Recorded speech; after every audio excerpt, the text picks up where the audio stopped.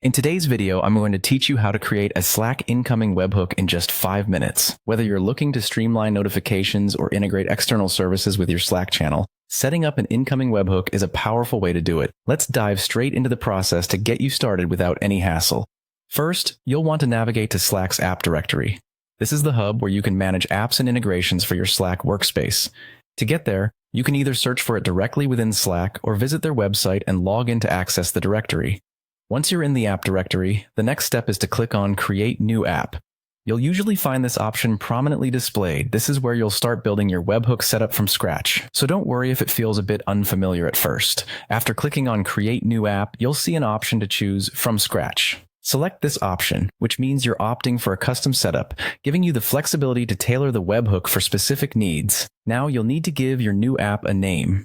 Choose something descriptive that makes it clear what the webhook will do to avoid any future confusion. Additionally, select the Slack workspace where you intend to install this app. It's important that you have the necessary permissions to make these changes in your chosen workspace. Now, let's direct our attention to the left sidebar and click on Incoming Webhooks. This section is dedicated specifically to managing webhooks within your app.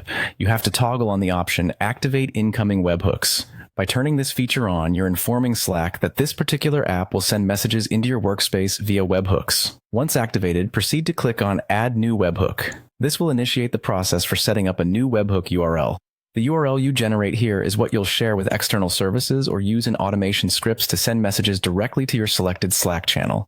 Next, it's time to choose the channel where these messages will be posted. This could be a public channel or a private one, depending on your preference and the nature of the messages you'll be sending.